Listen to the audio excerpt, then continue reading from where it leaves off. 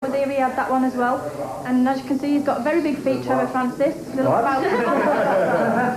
we didn't really see that one. John is very, very important to me because, like any manager will tell you, that when you have a player who plays in so many positions as John does, he's so important. He's a versatile player, John. Can play very, very well in either the full-back positions, can play in central midfield, or either on the right or on the left in wide positions. He's got the ability to defend when necessary. He's also got the ability to score outstanding goals, which he's done on one or two occasions. We've got, one or two other very, very experienced players here who help to create a very, very happy dressing room. And, I don't know if it's a special atmosphere. I mean, that's for other people to decide.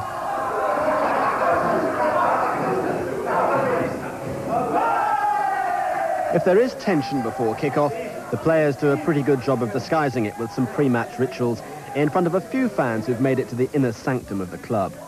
Just a few miles away, the bus crews are all set to run the football specials. I think that people do use football as an escape mechanism for going out and having a bit of excitement in their life. And as you stated, it's very difficult circumstances, particularly like this week, which is going to affect this region dramatically with the pit closures. A lot of those people run coaches in every week to Hillsborough, and it's going to have an effect on them, and they'll have a knock-on effect on football clubs. A moment of quiet before the start. Trevor Francis outlines the plan of campaign to his chosen 14. Just down the corridor, match referee Ron Groves. And the Sheffield Wednesday team is Chris Woods in goal, Paul Warhurst, Nigel Worthington, Carlton Palmer, Peter Shirtliff, Viv Anderson's captain, John Harks, Chrissy Waddle, David Hurst, Chris Bart-Williams and Mark Bright. Hey! Just got a slight knock when I was training with England. Just that little bit of protection, that little bit of support for the game that's been required for the last couple of weeks. But it's purely procedure, it's nothing more than that. I'm trying to get getting on this video, isn't it? When you're in here, Grams! Program!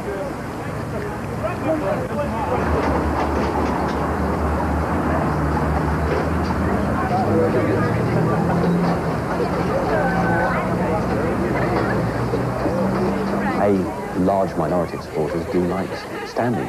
Our own cop here is a tremendous sight when it's full. It's 16,500 people. And if you ask them, the vast majority of them don't want to be seated. But the government has decided that that's what will take place. And so next season will be the last full season for standing. Any of the big cities, they want a successful team. And I think it obviously helps when the two teams in the city are playing in the First Division, the Premier League, and are playing well.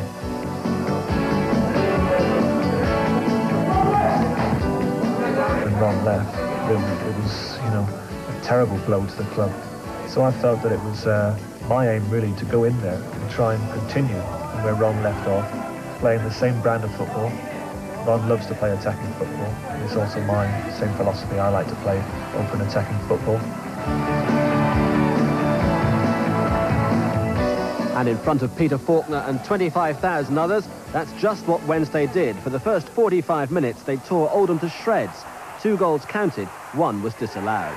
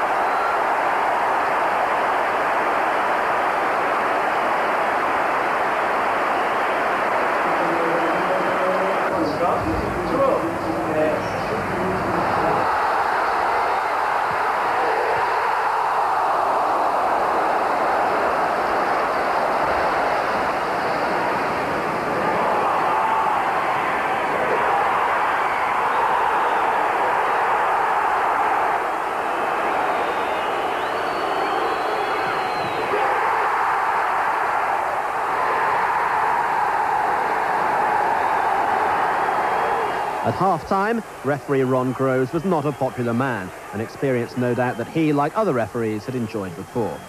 As for the man from New Jersey, John Harkes, well, he was given a left-sided midfield role and almost created a first-half penalty. He'd run tirelessly and for the most part gave no indication of the exhausting 3 days that he'd just gone through.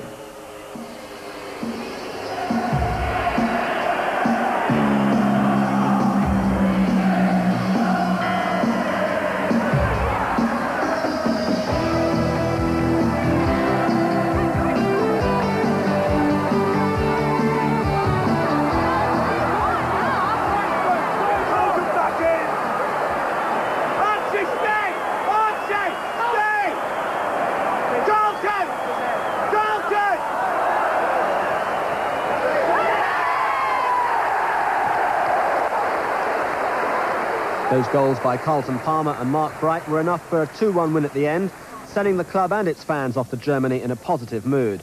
But a 3-1 defeat by Kaiserslautern was compounded by David Hirst being sent off, and the second leg presents an uphill but by no means impossible task.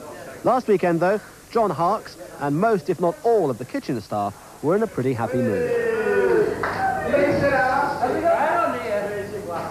We don't want no pigs in here. I'm not very happy because United lost 3-1.